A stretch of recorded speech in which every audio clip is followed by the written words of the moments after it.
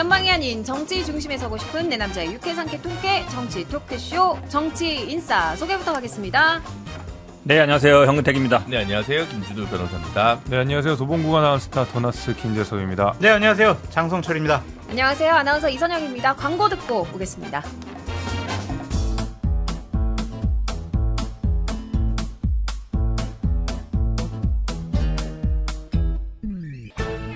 유쾌한 정치 토크쇼 정치인싸. 네, 9월 24일 일요일 정치인싸 첫 번째 이야기 김행 여가부 장관 후보자 얘기부터 해보겠습니다. 여러 논란들이 있어요. 일단 뭐 과거 주식과 관련된 논란 그리고 발언과 관련된 논란이 있는데 주식 얘기부터 좀 해보겠습니다. 이른바 주식 파킹.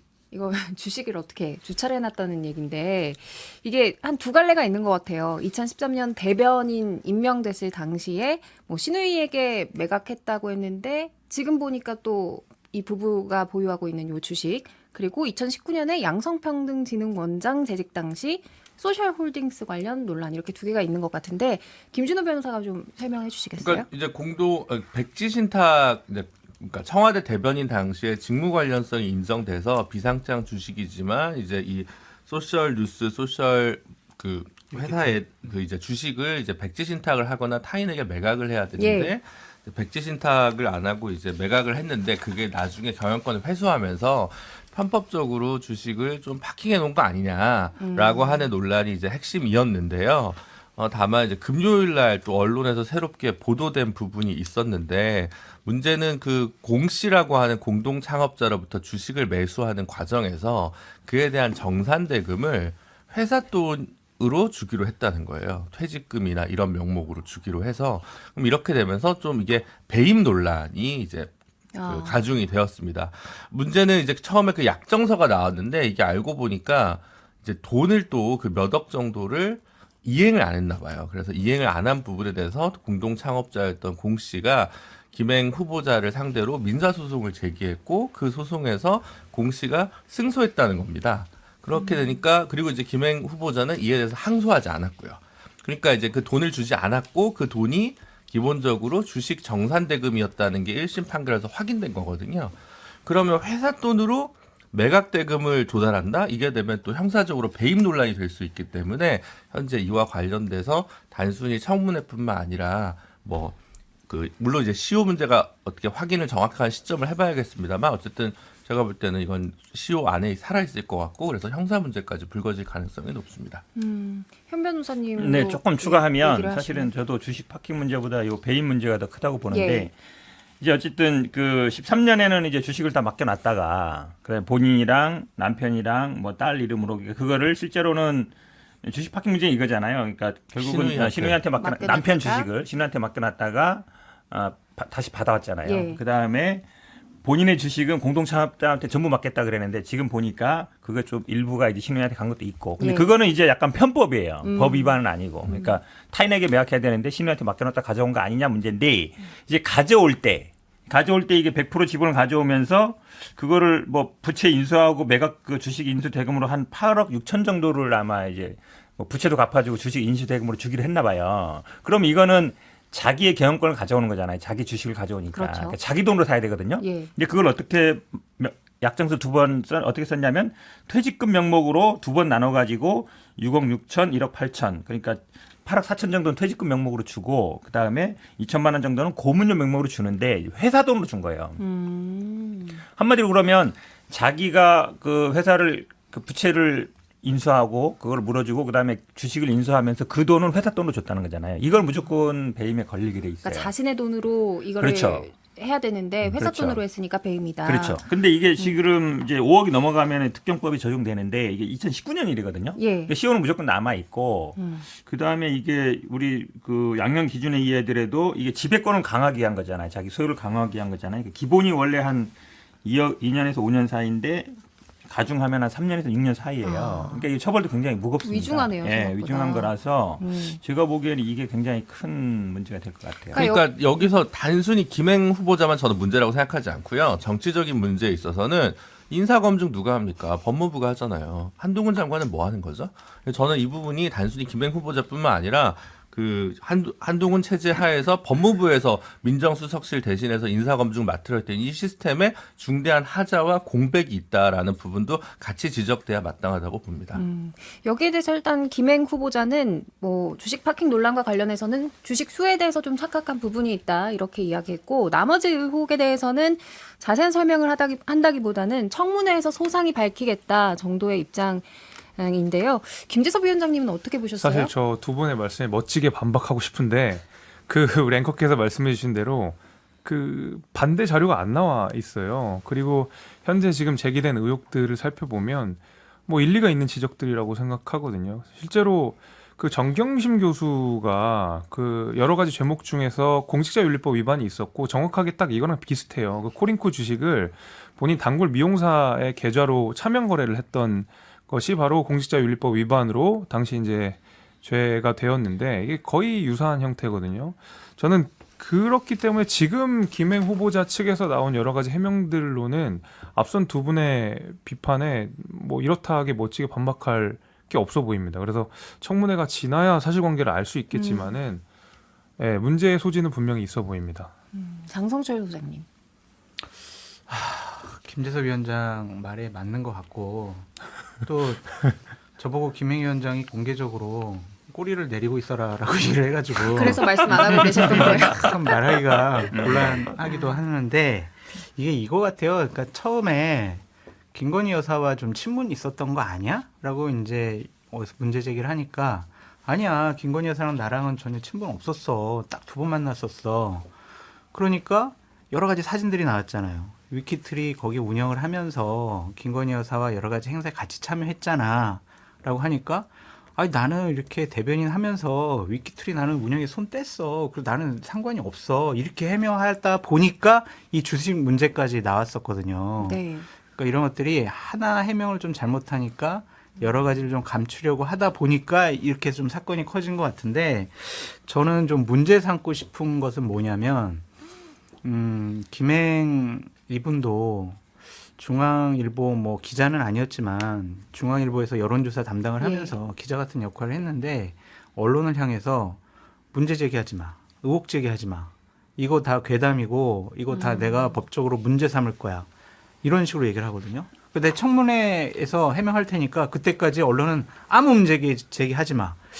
이런 반응 보이는 게 맞는 것이냐라는 저는 생각이 들어요. 대단히 부적절하고 잘못된 일들이 벌어지고 있어요. 사실 자신은 굉장히 언론 친화적인 사람이다 이렇게 그러니까요. 이야기를 했었잖아요. 네. 근데 나흘 만에 이제 도어 스태핑을 네. 중단했는데 여러 가지 이제 발언의 논란이 또 있었기 때문이기도 해요.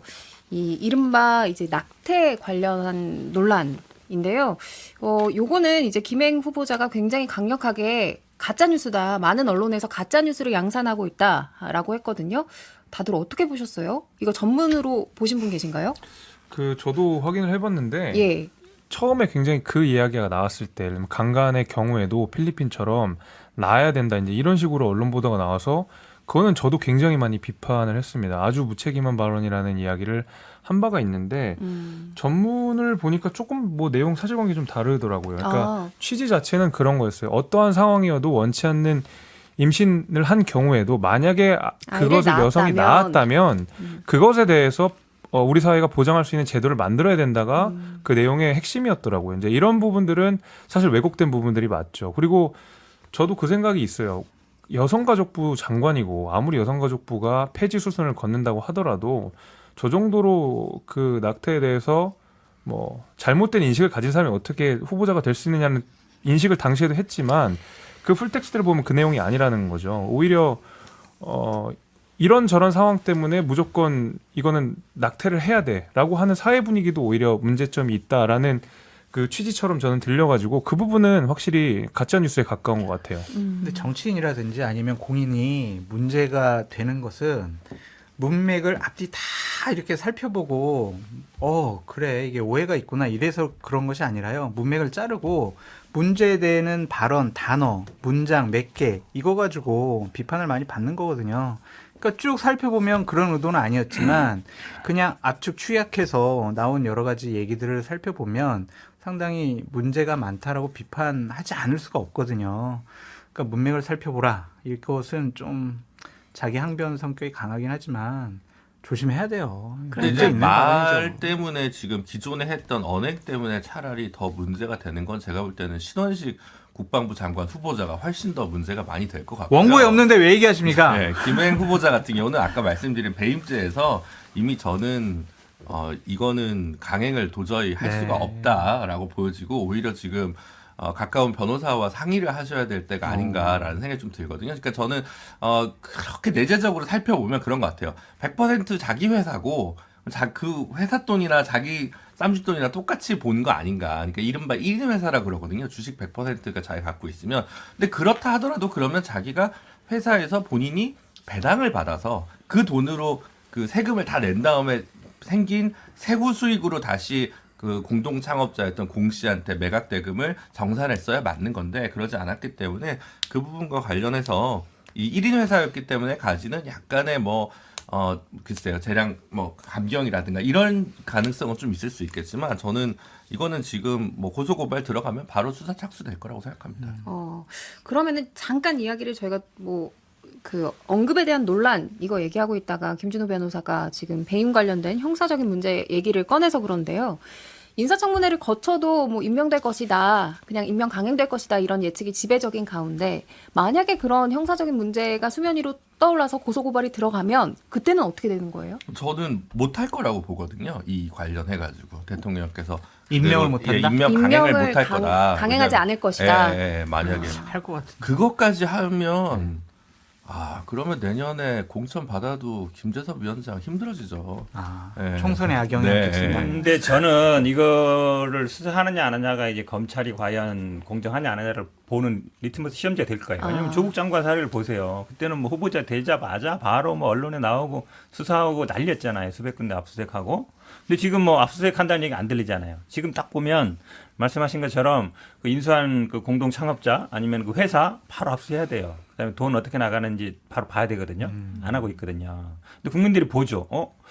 살아있는 권력 수사한다 그러는데 지금은 살아있는 권력이잖아요. 누구랑 가깝다고 하고 있고. 그러면은 이걸 수사하냐 안 하냐가 굉장히 이제 중요한 분기점이 될 텐데 검찰은 아마 안 할 것 같아요. 제가 보기에는. 또 가까운 사람이라 하는데 어떻게 수사하겠어요. 근데 누가 봐도 이거는 편법이고 편법이 아니죠. 위법이죠. 근데 이런 일은 굉장히 많아요. 흔히 쓰는 수법이에요. 자기 돈이 아니라 그러니까 예를 들어서 회사 돈으로 하는 경우 되게 많단 말이에요.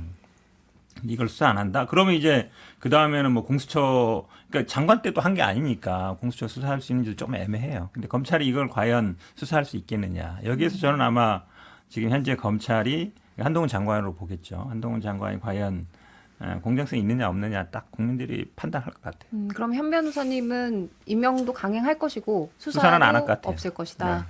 장 소장님은요? 저도 그래요. 그냥 임명 강행. 그리고 수사는 질질 끓는 형식적인 모습을 보이지 않을까 그래서 싶어요. 장관 수행에 문제가 없게 계속 그냥 그렇게 할 것 질질 같습니다. 끄는. 근데 저는 김행 장관 후보자가 선택을 좀 잘못하지 않았나라는 좀 생각이 들어요. 장관 후보자로 지명될 정도면 대통령의 신임이 강하다는 건데 그렇다면 지금 당에서 비대위원도 했었고 당에서 여러 가지 역할을 하고 있거든요. 그럼 내년 여성 몫으로 총선에 출마하는 것이 훨씬 더 좋지 않았을까. 이렇게 자기 검증을 해야 되는 장관 후보자를 함으로써 본인 신상이 다 털리고 지금까지 예를 들면은 우리 방송 같은 데 많이 나와서 여성 패널로서 국민의힘이라든지 대통령 부부를 상당히 많이 옹호했잖아요. 예. 그런 것들에 대한 인식을 또 잘못 국민들에게 저 사람 장관 되려고 했구나. 그런 인식을 또 줄 수가 있잖아요. 그래서 왜 이런 선택을 했는지 좀 안타깝습니다. 알겠습니다. 김행 후보자의 인사청문회는 좀 지켜보고 또 얘기를 할 수 있는 게 나올 것 같고요. 또 이제 인사청문회 관련해서 뜨거웠던 인물 이균용 대법원장 관련해서 인사청문회가 있었죠. 지금 민주당 원내지도부가 사퇴를 하면서 이게 인준이 언제 될지, 그러니까 표결 일정이 언제가 될지 아직 알 수 없는 상황인데 이게 부결될까요? 그러니까 이게 장관 인사청문회랑은 다르잖아요. 네, 그렇죠. 부결시킬 수 있는 거잖아요. 대법원장 같은 경우는 당연히 국회 동의가 있어야 되기 때문에 여야 협의가 필요한데 사실 윤석열 정부 들어와서 그동안 그 대법관 그리고 헌법재판관은 무리 없이 다 이제 통과를 시켜줬죠. 근데 이번은 좀 다를 것 같아요. 지금 흘러나오는 분위기도 그렇고 왜냐하면 이제 대법원장 같은 경우는 그렇게 또 대법관이랑 또 다르고 확실히 무게감이 있는데 최근에 이번에 이분의 그 재산 형성 과정이나 자제분들에 대한 해외 송금 내역이나 뭐 증여세 탈루 문제나 그다음 비상장 주식 신고 문제나 전반적으로 재산적인 문제에 있어서 계속 송구하다라는 얘기만 하고 있는데 이게 지금 뭐 몰랐다라고 얘기하는데 대법원장 후보가 몰랐다라고 얘기하면 법을 몰랐다. 법을 몰랐다. 그러니까 비상장 주식 10억 이게 뭐 그 신고 기준이 뭐 개정돼서 바뀌었는데 그걸 네. 신고해야 되는지 몰랐다라고 이야기하는 제가 거잖아요. 아는 판사들은 이 재산 신고 문제에 대해서 본인들이 유일하게 뭔가 바이올레이션, 그러니까 법을 어길 수 있는 가능성이 있기 때문에 되게 조심해서 보고 있다고 알고 있거든요. 그게 이게 넘기는 대충 그게 아니고 그리고 이제 법조인들 같은 경우는 또 제 주변의 변호사들도 배우자가 검사나 판사인 경우들도 다 재산 공개해서 늘 스트레스를 받아요. 이제 말하자면 비상금을 마련해두기가 어렵기 때문에 비자금 네, 비자금 형성이 어려운 그런 문제가 있고 그래서 굉장히 그걸 조심하거든요. 그걸 잘못했다가 나중에 혹시 불이익이 갈까봐 예. 그래서 더더욱 해명이 이해가 안 가는 거고 그래서 저는 지금 여야 대치 구도도 있지만 어쨌든 이 후보자의 적격 논란 때문에 아마 이거는 부결 가능성이 상당히 높다고 보고 그게 또 마땅하다고 봅니다. 이런 상황을 조금 의식을 하는 건지 이제 이균용 후보자 같은 경우에도 계속 죄송하다, 송구스럽다, 조금 저자세로 자신의 의혹에 대해서 뭐 반성적으로 생각하겠다 이런 태도를 보이고 있거든요. 근데 이선영 앵커님 우리나라 상권 분립 아니에요? 그렇죠. 입법부, 사법부, 행정부 행정부. 상호 견제와 균형을 통해서 대한민국이라는 나라가 운영되는 거예요. 그런데 지금 사법부의 최고위 인사가 청문회 과정 중 쫙 보세요. 죄송합니다. 저는 법을 잘 몰랐습니다. 판사가 법을 잘 모르면 어떡하냐고. 대법원장이 법을 잘 모르면 어떡하냐고요. 재산신고 저도 국회 있을 때 해봤거든요. 예. 정말 꼼꼼하게 다 안내해서 다 주고요. 조항들 바뀌면 다 안내해 주고요. 유의하라 그러고 와서 교육도 받고 다 그래요. 그렇게 해서 재산신고상 문제가 없도록 저희 재산신고 다 하거든요. 근데 이렇게 30여 년 동안 판사 생활하셨던 공무원이 재산신고 바뀐 조항이 몰라가지고 죄송해요. 저 몰라서 못했어요. 이렇게 얘기하는 게 맞는 것이냐. 저는 거짓말하는 것이 아니냐. 그런 좀 생각이 들고요. 국회의원들 재산신고 축소하거나 신고 안 하면요. 의원직 날아가요.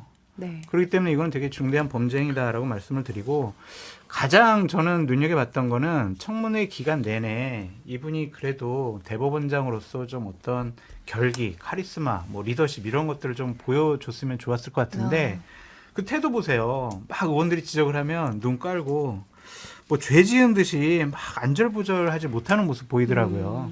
중간에 이분은- 또 피식피식 웃어요. 그래서 저는 그 자세도 이렇게 그렇게 저자세였던 것 같지도 않고. 그것마저 진정성이 네, 없어 보였다. 저는 굉장히 안 좋다고 보고. 잠깐만. 네. 사법부 수장으로서 저는 자격이 없다라는 좀 생각이 들고 법적으로, 윤리적으로, 도덕적으로 다 문제가 많다. 그래서 민주당 의원님들 꼭 부결시켜 주시기 바랍니다. 제가 보기엔 뭐 100% 부결이에요. 아, 그래요? 부결인데 왜 그러냐면 지금 앞에 말씀하신 것처럼 이 법을 모를 수 없는 게 이분이 이제 우리 민주당 안성시장 2018년에 고등법원 부장판사 할 때 예. 본인 채무가 아니었어요. 배우자, 아버지, 자녀들의 재산이 아니라 채무. 채무를 누락한 걸 가지고 당선 무효형을 때렸단 말이에요. 벌금 200만 원. 예. 한마디로 얘기하면 그러니까 물론 재산은 누가 감출 수 있는데 빚은 사실은 자기 게 아니라 배우자나 아버지나 자녀들 빚은 얘기 안 했을 수도 있어요. 그렇잖아요. 뭐 본인이 몰래 몰래 카드로 있을 수 있는 건데 물론 금액은 크긴 해요. 40억 정도 되니까. 근데 아마 뭐 저 아버지 채무가 컸던 것 같은데 채무를 누락했다고 당선 무효형을 했단 말이에요. 국회의원들은 이렇단 말이에요. 그러니까 자기 재산이 아니라 채무조차도 신고 안 한 거를 당선 무효하는데 뭐 10억이나 되는 비상장 주식 물론 이것도 처가 거긴 하지만 뭐 몰랐다. 법 바뀐지 몰랐다. 그러면 그럼 재판받는 사람들이 법정에 가면은 다 저 그런 거 몰랐습니다. 다 그러거든요. 판사들이 한 번도 봐주는 경우가 없어요. 그런 거에 대해서. 법 바뀐지 몰랐습니다. 죄송합니다 하면 그래 너 무죄 이러지 않거든요. 근데 대법원장 한다는 분이 법이 바뀐지 몰랐습니다. 그래버리면 이거 어떻게 되겠어요. 이건 말이 안 되는 거죠. 그 인사와 관련돼서 그 민주당이 근육 자랑이 아니라 진짜 힘 자랑을 할 수 있는 딱 두 가지 카드가 총리랑 대법원장이잖아요. 인준동의 표결을 거쳐야 되기 때문에. 근데 총리는 이미 임명이 돼서 활동을 하고 계시고 물론 뭐 해임 건의안이 통과되긴 했지만 유일하게 대통령 인선에 대해서 제동을 걸 수 있는 게 유일한 찬스가 대법원장이거든요. 아마 민주당이 이걸 놓치고 싶진 않았을 겁니다. 게다가 이균용 후보자가 그 울고 싶은 사람의 뺨을 때려주는 격이 된 거죠. 안 그래도 부결로 마음을 먹고 있었을 텐데 아이고 잘 됐다. 이렇게 의혹도 많고 윤리적으로도 문제가 있는 사람이 나왔네. 무조건 부결. 아마 이렇게 됐을 겁니다. 사실 민주당이 그 이번 정부의 인선에 대해서 여러 가지 지적, 비판, 뭐 공격 많이 했거든요. 이동관 후보자부터 시작해가지고 뭐 앞서 이야기한 김행 후보자, 뭐 신원식 후보자, 유인촌 후보자부터 해서 굉장히 많은 그 대통령 인사에 대해서 비판을 많이 해왔어요. 그렇다고 하더라도 유효타를 못 날렸었거든요. 특히 이제 한동훈 장관 청문회 때의 트라우마 같은 것들 남아 있었을 거고, 도대체 야당은 그러면 이 무책임한 인사에 대해서 야당이 주장하는 대로 왜 한 번도 제대로 된 제동을 걸지 못하느냐는 야당 내부의 야당 그다음 지지층들의 비판에 계속 직면해 왔을 겁니다. 근데 유일하게 이번만큼은 근육 자랑이 아니라 힘 자랑을 할 수 있는 상황이기 때문에 힘 자랑을 할기로 마음을 먹은 상태에서 이균용 후보자가 딱 나오니까 옳다구나 잘 됐다. 그렇게 된 거죠. 근데 부결이 부결이 될 겁니다. 되면 대법원장이 지금 김명수 대법원장이 인사까지 다 했잖아요. 네. 그러면 공석으로 놔둘 수는 없을 텐데. 권한대행 아마 있을 거예요. 공석 나요? 공석으로 나와야 문재인 될 정부 거예요. 때도 네. 다시 임명을 김명수 해야 되고. 대법관 근데 119일인가 이제 공석. 정확히 말씀드리면 이제 오석준 대법관이나 그때 서경환 대법관 그 다음에 저기 누구죠 권영준 대법관도 다 동의 대상이에요. 근데 다 통과시켜줬어요. 네. 그러니까 대법원장 이번에는 좀 다르게 보고 있는 거죠. 그래서 그동안 이제 민주당이 어쨌든 그 부분에서는 굳이 다 발목 잡기를 했다고 보기는 어려운 것 같고요. 그래서 이번에는 근데 이 비상장 주식은 그러니까 예를 들면 진짜 의미 없는 수준의 비상장 주식이 있을 수 있죠. 뭐 그냥 그렇죠. 거의 페이퍼 컴퍼니 예, 수준에 예. 아무 그 수익도 안 나고 그냥 이름만 있으면 그럼 뭐 그래 그럴 수도 있는데 여기는 현금 배당을 쭉 받은 회사잖아요. 그렇기 때문에 문제가 좀 심각해지는 거거든요. 그래서 뭐 예를 들면 뭐 폐업 신고만 하고 뭐 제대로 해산하지 않은 페이퍼 컴퍼니에 내 주식이 뭐 있다. 사실 경제적 가치가 0원이다. 이렇게 되면 또 이렇게 넘어갈 수가 있어요. 근데 이거는 그런 게 아니기 때문에 그래서 그리고 전 다시 한번 강조하고 싶은데 아까 김행 장관 때도 마찬가지. 법무부는 뭐 하냐고요. 이거 인사검증 안 하고. 알겠습니다. 예? 한동훈 장관 이거 직무유기예요. 제가 볼 때는. 그러니까 하나만 더 말씀드리면 사회적인 인식, 역사 인식도 문제가 아니냐라는 좀 생각이 듭니다. 대한민국 일반 국민들이 갖고 있는 건국일가, 정부 수립일 뭐 이런 것들, 예. 또한 위안부 피해자 할머니에 대한 인식, 그거 자기가 판결을 안 해봐가지고 위안부 피해자 할머니들에 대해서 자기 잘 모르겠대요. 그것도 말이 맞나라는 생각이 들어요. 그래서 이런 분은 대법원장으로서 부적절하다라는 생각이 들었습니다. 장사님 들어보니까 아마 뭐 부결표가 200표 이상 나올 것 같은데, 왜냐면 지금 얘기한 것처럼 5년 동안 이 배당을 받은 게 그 주식으로 배당받은 게 2억이 넘어요. 맞아요. 2억 1천만 원 예. 받았어요, 배당을. 아니 그러면 5년 동안 2억이면 1년에 한 4천 정도 받는 거잖아요, 배당금이. 돈은 들어오는데 그 주식이 있는지 몰랐다. 그게 말이 안 되잖아요. 그럼 그 돈이 출처가 뭐예요? 그냥 나눠준 거예요? 그건 돈이 너무 아니잖아요. 많아서 4천만 원 정도가 입금되는 것은 신경 모른다. 안 쓸 정도. 알겠습니다. 그래서 여기까지 하고 2부로 넘어가서 저희 계속 얘기해 보도록 하겠습니다. 지금 여러분께서는 6회, 상쾌, 통쾌한 정치 토크쇼 정치 인싸를 듣고 계십니다.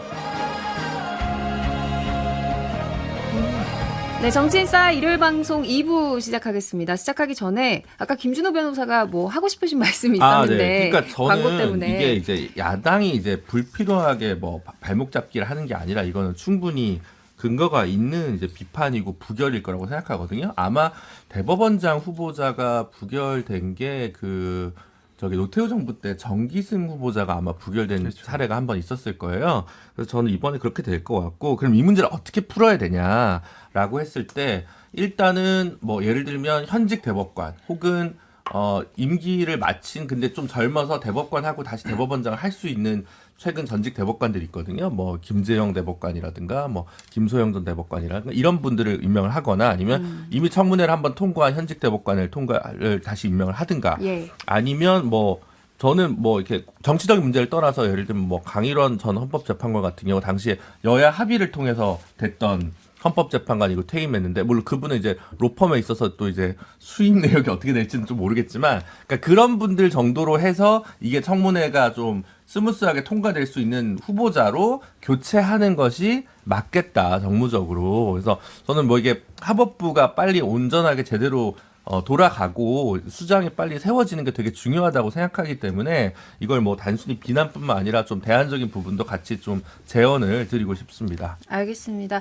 일단은 뭐 지금 추석 전에 이제 민주당의 신임 원내대표가 선출된다는 걸 가정을 하더라도 여야 협상 거치고 뭐 10월에 추가 본회 일정 뭐 잡고 이렇게 하더라도 한 달 정도 공백이 지금 불가피한 상황이거든요. 대법원장 관련된 소식은 계속해서 좀 전해드리는 것으로 하고요. 다음 이슈. 한덕수 총리의 해임 건의안이 가결됐습니다. 헌정사상 처음 있는 현직 국무총리 해임 결의안이었는데요. 다들 어떻게 보셨어요? 이거 예상은 다들 하신 결과대로 나온 거죠? 그렇죠. 예상했죠. 한덕수 총리가 과연 총리로서 제대로 된 역할을 하고 있는 것이냐라고 우리가 비판하지 않을 수 없고, 지금 세 분의 장관 후보자를 어쨌든 헌법에는 국무총리가 대통령께 제청하게 되어 있잖아요. 근데 이렇게 좀 적절하지 않은 사람들을 추천한 것도 한덕수 국무총리가 제대로 일을 잘 못하는 거 아니냐, 그렇게 볼 수가 있고, 저는 결국에는 한덕수 총리에 대한 해임 건의안이 이렇게 좀 통과된 것은 윤석열 대통령에 대한 불신안을 야당이 보여주고 싶어 했던 것 같아요. 야당은 계속 이것이 정리되기 전에 윤석열 대통령 탄핵해야 돼, 막 끌어내려야 돼, 이런 얘기를 이재명 당대표까지 했거든요. 그런데 국민적으로 좀 반감이 심하니까 그러면은 정권의 2인자, 국정 운영의 2인자인 한덕수 국무총리 해임 건의안을 통과시킴으로써 윤석열 대통령에 대한 불신안을 보여주고 싶어 했던 것이 아니냐라는 생각이 들더라고요. 사실 뭐 윤 대통령의 수용 가능성은 굉장히 낮다고 봐야 되잖아요. 그런 상황에서 총리 해임을 이렇게 밀고 들어간 것은 장성철 소장님이 보시기에는 네. 윤 대통령에 대한 어떤 불신이에요, 불신. 네. 불신을 드러낸 네, 거다. 네. 다른 분들은요? 저는 약간 좀 뭐랄까, 우리 사회, 우리 국회 현재 정치와 소통, 협체, 실종을 드러낸 장면이라고 좀 생각을 합니다. 왜요? 예전 같으면 장관 해임 건의안이나 총리 해임 건의안이 나올 움직임이 있으면 원내대표끼리라 좀 만나서 맞아. 네. 뭔가 좀 풀고 네.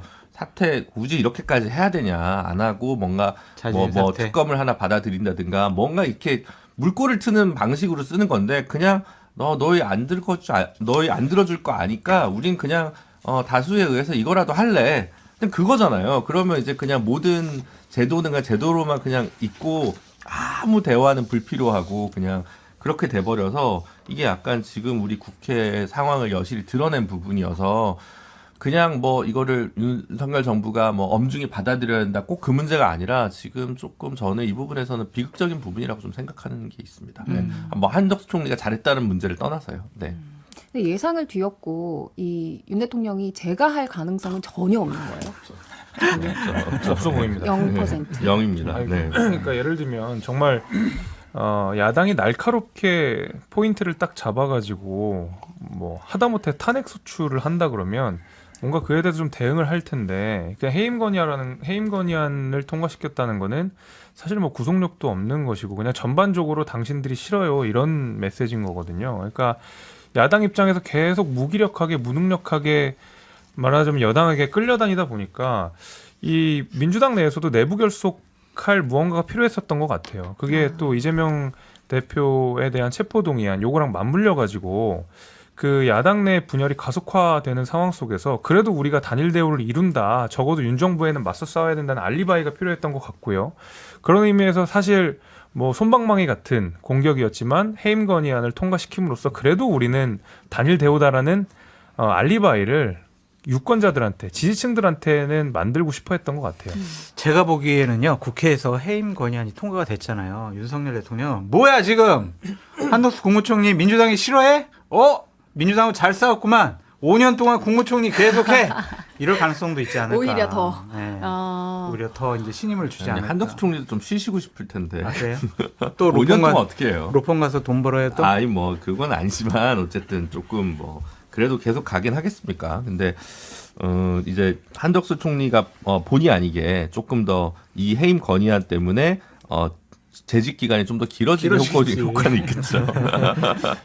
아무튼 요날 헌정사상 최초의 일들이 굉장히 많았어요. 맞아요. 네. 현직 여당 이제 대표의 체포동의안이 가결되기도 했고 또 이 한덕수 총리 관련된 게 있었고 또 하나 현직 검사에 대한 탄핵안도 헌정사상 최초로 통과가 됐습니다. 간첩 조작 사건 피해자 유우성 씨가 이제 관련 혐의로 무죄를 받으니까 다른 혐의로 이제 걸고 넘어졌던 검사에 대한 탄핵안이었는데 현 변호사님 어떻게 보셨어요? 저는 이 국무총리 해임 건의안보다 이 검사 탄핵이 통과된 게 굉장히 의미가 크다고 봅니다. 왜 그러냐면 실제로 이 총리 탄핵에 대한 거는 175표였어요. 근데 검사 탄핵에 대한 거 180표. 180표. 5표가 더 나왔어요. 예. 그러니까 단순히 야당만 다 동의하진 않았을 거다 이렇게 보는 거죠. 사실은 이게 뭐 과반이면 통과됩니다. 180이라는 거는 민주당 플러스 뭐 정의당이나 다른 분들이 들어있는 거잖아요. 그러니까 어찌 보면 문제 있다고 본 거예요. 근데 검사가 지금까지 뭘 잘못했을 때 그러니까 검찰 자체 내에서 징계받거나 이런 경우는 있는데 뭐 처벌받는 게 별로 없어요. 근데 이것도 전형적으로 어쨌든 증거 조작이라는 게 드러나서 무죄를 받았잖아요. 그리고 그 사건에 대해서 기소유예를 한번 했어요. 근데 다시 또 고발 들어왔다는 이유로 해서 기소를 했는데 결국은 공소권 남용이라는 게 그동안은 우리가 교과서에서만 있지만 법원에서 인정한 경우가 없었거든요. 근데 대법원 보기에도 심하니까. 예. 근데 이거 그래서 이제 결국은 공소권 남용 판결을 한 건데 최초로. 근데 또 이거에 대해서 처벌을 하려고 보니까 공소시가 지나버렸어요. 그러니까 처벌도 안 됐어요. 징계도 안 되고 이분은 또 승진까지 하고.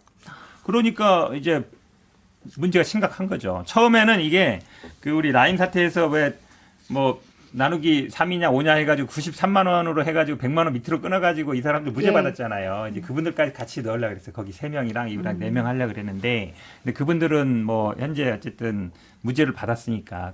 근데 이제 93만 원이어도 어쨌든 접대받은 건 받은 거거든요. 그럼 일반 공무원은 이 정도였으면 파면이에요. 근데 이분들은 징계도 안 했어요. 법무부 내에서. 그러니까 93만 원 이하에서 그 100만 원 안 넘어서 무죄라지만 접대받은 건 맞잖아요. 그럼 그거는 징계를 했어야 되는데 안 했단 말이에요. 그러니까 그것까지 넣으려고 그랬는데 어쨌든 이번에는 이제 대법원에서 확정된 것만 한 건데 결국은 검사 탄핵은 처음이긴 하지만 민주당 입장에서는 앞으로도 문제가 되거나 검찰에서 징계를 안 하면 바로 이제 탄핵을 할 겁니다. 예, 그 왜 그러냐면 검사가 탄핵이 되면 5년 동안 공무원을 못 하고 5년 동안 변호사도 못 해요. 그러니까 이게 지금까지 검사들은 완전히 보호막이 있었단 말이에요. 검찰이 자기 절대 수사 안 할 거고 뭐 술 먹고 뇌물 먹고 뭘 일을 해도 처벌 안 받는다. 우리 마음대로 된다 생각이 있었는데 만약에 이게 딱 만약에 가시권 안에 들어오면 위에서 아무리 시켜도 법 위반되는 거나 이런 거에 대해서는 이거 내가 탄핵 때문에 공무원도 못하고 5년 동안 나가서 변호사도 못하는데 책임지실 겁니까? 라고 할 수 있단 말이에요. 또 그런 의미가 그렇죠. 있네요. 그러니까 검찰이 그동안은 법에 사각지대에 있었단 말이에요. 되게 처벌도 안 받고 뭘 해도 징계도 안 받고 그랬는데 어쨌든 국회에서 견제가 들어가기 시작했다는 거죠. 그런 데서 의미가 있죠. 김재섭 위원장님은 어떻게 보셨어요? 일단 민주당이 계속 정부 여당에 대해서 검찰 독재 프레임을 줄기차게 주장하고 있는 상황에서 그 일환으로 어떤 실질적인 조치를 한 거라고 봅니다. 이제 정부 여당을 공격하는 좋은 포인트인 것 같아요. 말씀하신 대로 그러니까 검찰에 지금 이게 탄핵을 한다 하더라도 헌재에서 이거 무시하기가 좀 쉽지 않거든요. 왜냐하면 말씀하신 대로 공소권 남용으로 확정 판결을 받아놓은 상황이기 때문에 만약에 헌재가 이를 무시해버리면 대법원의 판결을 무시하는 꼴이 돼버리기 때문에 권위가 추락할 수 있거든요. 그래서 나름 헌법재판소와 대법원 사이의 어떤 균형을 맞추기 위해서라도 이번 검찰 탄핵은 저는 인용될 가능성이 되게 높다고 봐요. 그것이 아마 민주당이 노렸던 것이고 그렇게 됐을 때 정부 여당을 공격하는데 좀 더 효과적이겠죠. 이거 봐라 검찰도 잘못한다라는 주장을 하고 싶었던 것 같은데 아마 그런 일환이라고 저는 생각이 되고 그렇습니다. 지금 좀 정리를 하면 검사 탄핵안 같은 경우에는 이제 국회에서 통과가 되더라도 직무 정지가 일단 되고 헌재로 가서 이제 헌재 판단을 받아야 되는 거거든요. 그래서 김재섭 위원장님은 헌재에서 인용 가능성이 크다 이렇게 왜냐하면 보셨고. 대법원에서 확정 판결이 나온 상황이기 때문에 헌재가 이걸 그냥 마냥 무시할 수는 없거든요. 예. 그러니까 이제 사실 최근에 이제 민주당 주도로 해서 탄핵안이 발의됐던 게 이제 임성근 부장판사 건이 있었는데 그 같은 이제 퇴임을 했기 때문에 각하가 된 거고 그 다음에 이제 이상민 장관 건이 있었는데 사실은 조금 그 부분은 유족들의 염원이 좀 있어서 진행을 한 거지만 사실 그 인용 가능성은 사실 높지는 않았던 측면이 있어요. 아주 법리적으로 보면. 그리고 이제 최근에 이종섭 국방부 장관에 대해서 추진을 한다고 했다가 그것도 조금 바로 될까 싶은 생각이 있었는데 어쨌든 본인이 사의를 표명하면서 좀 됐거든요. 그래서 그동안에 최근 몇 년간의 그 탄핵 발의안들 소추 의결된 부분 이런 것들이 조금은 뭘까 관역이 딱 정확하지 않은 부분이 있었는데 이번 건은 되게 유효타가 정확하게 좀 될 것 같아서 그리고 좀 필요한 일인 것 같아서 저도 이번 국회 요거와 관련된 결정은 좀 호소력이 있는 것 같습니다.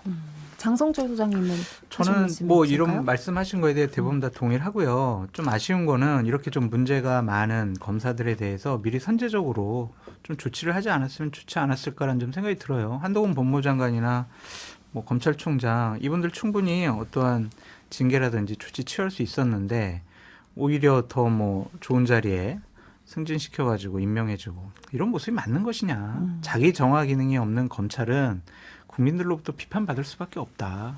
국회가 견제 잘했다. 그렇게 말씀드립니다. 알겠습니다. 지금까지 그 목요일에 있었던 헌정사상 이제 최초의 탄핵들 짚어봤고요. 국민의힘이 영입인재로 시대전환 조정은 의원을 선택했다는 이야기로 넘어가 보겠습니다. 근데 이게 이제 소식을 듣는 사람들 입장에서는 좀 뜬금없다 느끼신 분도 있을 텐데 진짜 뜬금이 없는 건가요? 아니면 옛날부터 조금 이게 준비가 되었던 거예요?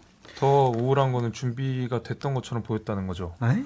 그러니까 그게 좀 우울한 지점이에요. 그러니까 그 민주당에서도 계속 비판하는 게 그럴 줄 알았다 이런 거잖아요. 그럴 줄 알았다는 것은 깜짝 영입 인사가 아니라는 소리고 사실은 충분히 예상된 인재 영입이다라고 하는 것은 아무래도 감동이 덜하겠죠. 그런 의미에서 좀 대단히 아쉽고 저는 그 조정훈 의원이 뭐 예를 들면 인재 영입 뭐 3호, 4호 정도로 해서 됐다 그러면 얼마든지 좋게 평가할 수 있었을 것 같은데 인재 영입 1호라는 상징성 때문이라도 저는 아쉬운 점이 많아요. 그리고 조정훈 의원이 그 사실상 국민의힘에 이제 입당을 하면서 이야기를 했던 게 더불어민주당이 너무 변했다. 뭐 내가 2020년에 그러니까 민주당의 타이틀을 달고 국회의원 됐을 때랑 지금이랑 너무 달라졌다 하는데 저는 거기 하나도 동의할 수 없습니다. 민주당은 2020년이나 지금이나 거의 똑같아요. 늘 똑같은 문제로 지적당하고 있고요. 2019년에도 조국 사태 때문에 많은 비판이 있었거든요. 근데 새삼스럽게 2020년에 민주당보다 2024년에 민주당이 더 후지진 않다고 생각해요. 비슷하게 후지다고 생각하는데 그런 의미에서 그 조정원 의원이 더불어민주당 핑계를 대면서 국민의힘 입당하는 거는 저는 좀 그렇게 기분이 유쾌하지는 않았어요. 오히려 국민의힘이 이러이러한 면에서 나랑 정책적 노선이 같고 정치적으로도 입장이 같다라고 이야기하면 좋겠지만 굳이 민주당 탓하면서 국민의힘 오는 건 저는 약간 납득하기 어렵고 민주당 욕하는 거는 영입 인사가 할 얘기가 아니라 저같이 국민의힘 소속에 있는 사람들이 할 얘기인 거죠. 조정훈 의원이 그러니까 이제 민주당의 위성정당으로 해서 이제 국회에 합류를 맞아요. 했기 때문에 지금 이제 와서 국민의힘 쪽에 인재로 영입이 된다는 거에 있어서 모순이 있다 이런 비판이 나오고 있는 건데 장성철 소장님 원래 처음 정치 시작을 하려고 했던 것도 민주당이었어요. 그러다가 탈당했다가 뭐 다시 새로운 정당 만들었다가 다시 뭐 민주당 위성정당 했다가 이런 모습을 보였거든요. 저는 이분이 의정활동은 합리성을 되게 강조를 했지만 그것을 가장해서 진영을 바꾼 배신자라는 좀 생각이 근데 들어요. 배신을 할 땐 이유가 있잖아요. 다음- 왜 갑자기 바꾼 거예요? 다음 번 뭐 공천 받고 배지 달고 싶어 하는 거겠죠. 그게 그러니까 정치에 민주당 대한 쪽에서는 욕심이에요. 조금 불가능할 것 같으니까 그렇죠. 국민의힘 쪽으로 자기 네. 공천 때문에 지금 이런 선택을 했다. 우리가 지금 기억을 못하고 있는 부분이 있는데 이분이 윤석열 대통령과 국민의힘을 세게 도와준 적이 있어요. 뭐냐면 김건희 여사 특검 공개적으로 반대했어요. 그래서 이분이 반대해가지고 논의가 진척이 안 됐었어요. 그거에 대한 어떤 고마움도 있지 않을까라는 생각이 드는데 저는 진영을 바꾼 사람들 별로 좋아하지 않아요. 진영을 바꾼 사람 치고 정치적으로 대성을 하거나 잘된 사람 보지 못했습니다. 진영을 바꾸려면요. 여당에 있다가 여당의 행태가 도저히 이거는 국민의 눈높이와 상식에 맞지 않아. 그래서 나는 야당으로 갈래. 이렇게 험한 거친 시베리아 광야로 나가는 그런 사람들은 성공 가능성이 있지만 이것은 진영과 국민을 배신한 행위다라고 볼 수밖에 없고 오죽했으면 조선일보에서 일면에서 이분의 정적인 행보에 대해서 질타했잖아요. 예. 높게 평가받기는 어려울 것 같고 마포갑이라는 데가 이용호 의원하고 최승재 국민의힘 의원이 출마하려고 지난번 당협위원장 신청까지 했는데 보류시켰잖아요. 이분이 입당하고 나서 금요일 날 최승재 의원은 마포에서 당협위원 사무실을 열었어요. 개소식했어요. 아, 공천 때문에 상당히 부딪힐 것 같아요. 당내 혼란과 갈등이 더 커질 하나의 소지가 커졌다. 그러면서 중도로서의 외연 확장을 노렸던 김기현 당대표로서는 좀 선택을 잘못한 것이 아니냐라는 생각이 듭니다. 그러니까 내년 총선에 마포갑에 네, 이제 출마하고 싶어하는 거죠. 출마하고 싶어한다. 거기 플랜카드도 지금 걸려 근데 있어요. 거기 노웅래 의원 지역구 아닌가요? 맞아요. 그렇죠. 노은혜 의원이 이제 재판받고 있으니까 빌 거로 생각되니까 이제 달려드는 건데 조정훈 의원은 지금 뭐 보수 언론이나 여당 내에서도 비판적으로 보이잖아. 이미 넘어갔다고 보죠, 예전부터. 그러니까 그 김건희 특검뿐만 아니라 모든 거에 대해서 민주당이 반대편에 있었기 때문에 뭐 이분이 그동안 발언이나 이걸 봤을 때 저는 뭐 김기현 대표 입장에서는 실패다. 왜냐하면 인재 영입 그러면 우리가 좀 다른 진영의 사람이거나 아니면 좀 깜짝 인사나 이래야 되는데 하필이면 이미 다 넘어간 사람. 영입이라 그러면 뭔가 새로운 인물이라 해야 되는데 이미 넘어왔고 하필이면 또 말 많은 문제 많은 거기다가 하려고 하는 거잖아요. 그러면 이게 인재 영입이 맞나? 이 생각이 안 들 수가 없죠. 그러니까 외연 확장 좋죠. 외연 확장 좋은데 그럼 이제 당내에서 이런 얘기 많이 하잖아요. 뭐 이준석 대표라든지 유승민 전 의원이라든지 뭐 홍준표 시장이라든지 그런 분들도 오히려 품는 게 더 많은데 엉뚱한 데 가서 이미 넘어간 사람을 이건 입당도 아니고 합당이에요. 또 당대당으로 형식적으로는. 왜냐하면 입당하면은 비례대표 놔두고 가야 되거든요. 예. 그러니까 꼼수 중에 꼼수인 거죠. 이런 형식을 취해서 영입할 만큼 그런 정도 효과가 있을까? 제가 보기엔 오히려 마이너스예요. 조정훈 의원의 행적 자체는 옹호할 게 저는 하나도 없다고 생각합니다. 심지어 시대전환 안에서도 처음에 창당 멤버였던 이원재 그 당시 공동대표 같은 경우도 지금 비판 글을 올렸고 그리고 사실 이때도 그 시작부터 처음에 위성정당 양당에 만들 때 조정훈 의원이 그 당시 시대전환 이제 그 대표였는데 공동대표였는데 그때도 비판하고 며칠 있다 갑자기 더불어시민당을 공천받아요. 늘 그리고 지금도 마포랑 종로에 걸려 있는 플랜카드가 좌도 우도 아닌 앞으로라고 있고 조정훈 이렇게 걸려 있는데 갑자기 본인 플랜카드 걸어놓고 우로 가면 이거는 또 뭐가 되냐는 거죠. 그러니까 이건 국회의원 앞으로. 예, 그 되게 좀 적절하네. 되게 웃긴 일이라고 생각을 하는데 하지만 저는 물론 이제 현 변호사님 말씀대로 이제 국민의힘이 뭐 총선을 이기려면 유승민 대표부터 해가지고 좀 더 포용이나 비윤에 대한 통합을 높여야 되지만 그거는 김기현 대표가 할 수 있는 권한 밖의 일 아니겠습니까? 그럼 사실 김기현 대표로서는 최선을 다한 거라고 저는 생각해요. 왜냐하면 시대전환 조정훈 의원이 갈 거라고는 다 생각을 하고 있었지만서도 지금 가는 건 좀 값이 좀 안 나갈 때 이렇게 그리고 맞아요. 급하지 않을 때잖아요. 그러니까 사실은 오히려 조정훈 의원 입장에서 너무 빨리 간 거예요. 제가 봤을 때는. 그럼 그걸 빨리 땡긴 게 김기현 대표인 거잖아요. 그러니까 저는 오히려 김기현 대표가 일을 뭔가라도 했다. 뭔가라도 노력은 하고 있다. 김기현 대표가.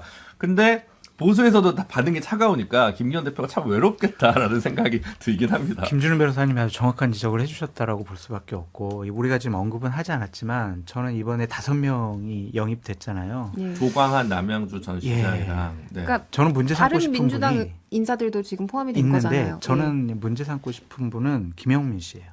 예. 유튜버잖아요. 예, 개그맨 출신. 유튜버. 예. 이게 내년 총선에 상당히 안 좋은 징조라고 보여지는 게 뭐냐면 유튜버를 내년 총선에 공천할 가능성이 높겠구나. 이 사람이 물꼬를 텄기 때문에. 그래서 뭐 지역이든 아니면 비례대표든 어떠한 하나의 직능 쪽으로 해가지고 내년 총선에 이런 분들이 좀 많이 공천도 신청하고 국회에 진출하고 싶어 할 것 같다. 내년 총선 공천에 또 하나의 악재가 나타난 것이 아니냐 그런 생각이 듭니다. 아니, 김기현 대표가 이제 외연 확장을 한다라고 하면서 지금 말씀하신 뭐 김영민 개그맨 출신 이제 김영민 씨 포함 또 탈민주당 인사들도 포섭을 했어요. 근데 이걸 두고 이제 중도층 확장이다라고 이야기하시는 분들도 있고 아니다 이거는 아무리 그래도 좀 원칙도 없고 정치적으로 좀 틀린 계산 아니냐라고 비판하시는 분들도 있거든요. 이거는 제가 보기에 그냥 약간 뭐 그냥 물꼬를 튼다. 근데 별 의미는 없어요. 사실은 어찌 보면 지금 이제 현역 의원들이나 당협위원장들이 긴장하는 거는 용산에서 내려오는 사람들이거든요. 용산에서 내려오거나 아니면 뭐 이렇게 검사 출신이거나 힘 있는 사람들. 그 사람들이 사실은 영입했을 때는 다 긴장할 거예요. 왜냐면 내 주에 꼬면 어떡하지? 근데 이분들은 제가 보기에 그냥 나 인재영입 합니다 이 정도지. 이 중에 제가 보기에 나갈 사람이 조정은 의원 정도고 나머지 분들은 모르겠어요. 물론 조광한 전 남양주시장도 아마 출마 가능성이 있는데 잘 모르겠고 나머지는. 그러면 이제 1호, 2호, 3호 하는데 그러니까 진짜 영입은 아마 용산 출신이 될 것이다. 이 사람들은 아마 제가 보기에 딱 지역을 정해놓고 갈 가능성이 많아요. 그런 거 시동을 위한 그냥 약간 보여주기 아니냐 이렇게 보여요. 김재섭 위원장님요? 저도 그 인재 영입의 기준이 반 문재인 정부, 반 민주당은 아니었으면 좋겠어요. 그 앞서 말씀하신 대로 그 김영민 씨를 제외하면 다들 좀 연세도 어느 정도 있으시고 민주당에서 다 활동하셨던 분들이거든요. 저는 그게 조금 더 문제라고 생각하는데 인재 영입은 항상 감동이 있어야 되잖아요. 스토리도 좀 있어야 되고. 근데 지금 그 김영민 씨를 제외한 나머지 네 분 같은 경우에는 스토리가 똑같아요. 그리고 주고자 하는 메시지도 똑같고요. 어떤 인지도라든지 아니면 뭐 평판 이런 면에 있어서도 뭔가 감동을 주기에는 좀 충분한 인사는 아닌 것 같긴 하거든요. 게다가 만약에 22대 총선의 슬로건이 문재인 정부 심판이라고 하면 그건 너무 뜬금없는 얘기죠. 지난 정부를 심판한다는 얘기니까. 그래서 저는 그 인사가 뭐 추가적으로 영입된 인사였었으면 얼마든지 우리가 받아들일 수 있는 내용이라고 생각하는데 뭐 조광한 전 시장이나 조정은 의원이나 충분히 예상되는 인물들, 국민의힘에 가서 정치하시겠구나라고 했던 인물들이 처음으로 들어오니까 뭔가 인재 영입이라고 하는 어떤 굉장히 좋은 이벤트를 조금 힘 없게 만들어버린 게 아닌가 하는 생각이 좀 들어요. 드라마적 요소가 좀 없어서 아쉽다. 인재 영입이라는 것 자체가 당연히 그렇잖아요. 굳이 우리가 입당식도 하고 각각의 메시지를 내는 이유는 그 사람들이 가지는 상징성 있고 그게 총선까지 연결이 되기 때문에 그렇거든요. 근데 그런 부분들에 있어서는 좀 아쉬운 면이 많습니다. 자, 그런가 하면 금태섭 전 의원의 새로운 선택 창당 발기인 대회도 있었습니다. 거대 양당과의 합당은 절대 없다 이렇게 선언을 했는데 독자 생존 가능하겠습니까?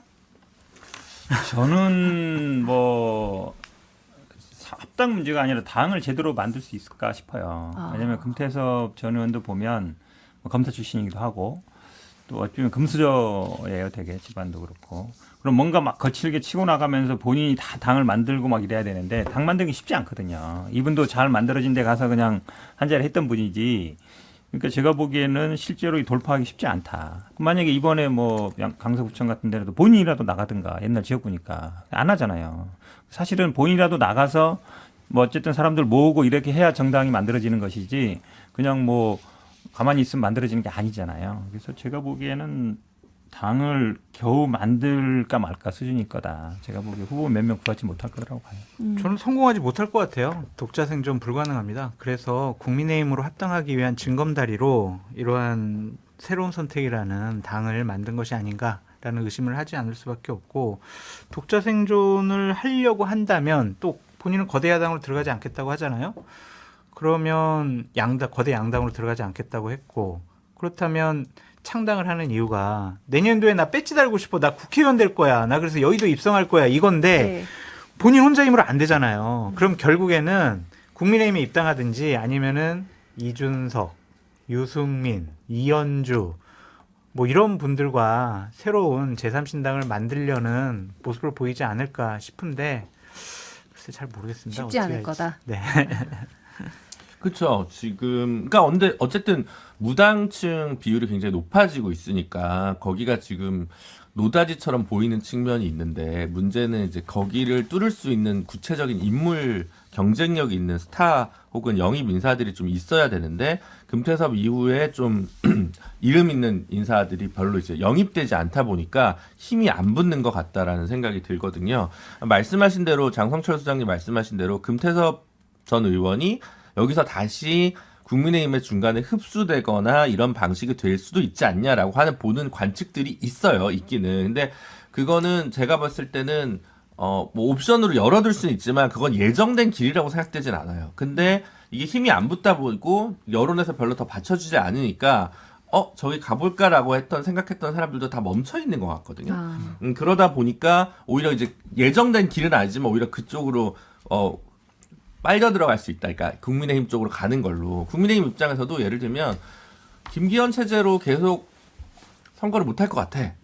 근데 뭐 금태섭 선대위원장을 공동 선대위원장을 모시자 뭐 이런 아이디어가 나올 수도 있다고 생각하거든요. 그러니까 금태섭 의원을 좀 빨아들이고 싶은 욕구는 차라리 국민의힘에 더 강한 거고 금태섭 의원이 지금 주체적으로 내가 이거를 가설 정당을 하나 만든 다음에 국민의힘에서 쫙 가야지 이렇게 생각하고 있는 것 같지는 않아요. 이게 첫 번째 같지는 않은데 문제는 앞으로 돌아가는 정국이 어떻게 될 거냐라는 거고 그 다음에 선거법에서 만약 준연동형이 유지된다면 그래도 몇 석 유지해 볼 만하지 않나라고 생각을 할 것 같아요. 금태섭 그 의원이나 새로운 선택 입장에서는. 그래서 이건 좀 열려 있는데 어쨌든 힘있게 가고 있지 못하다라는 것은 명백한 것 같습니다. 저는 그 기로를 어디로 봤냐면 그 승부수를 어디서 봤냐 강서구청장 후보를 낼 것이냐 그리고 강서구청장 후보를 내서 완주를 할 것이냐를 봤거든요.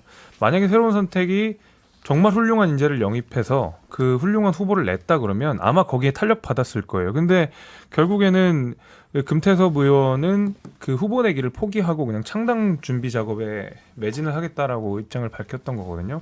그만큼 지금 힘이 안 받고 있다라는 아주 단적인 예라고 저는 생각하고 이번 강서구청장 후보자를 못 낼 정도의 동력이라 그러면 글쎄요 더 양극화가 심해지고 있는 정치 상황에서 제3정당으로서 얼만큼 포지셔닝을 할 수 있을지는 의문입니다.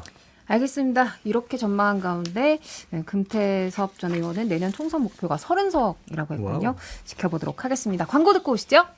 네, 변방이 아닌 정치 중심에 서고 싶은 내 남자의 유쾌 상쾌 통쾌 정치 토크쇼 정치인싸 일요일 방송 여기까지입니다. 지금까지 현근택, 김준호 변호사, 장성철 소장, 김대섭 위원장이었습니다. 저는 이선영이었습니다. 다음 주에 뵙겠습니다. 고맙습니다. 감사합니다.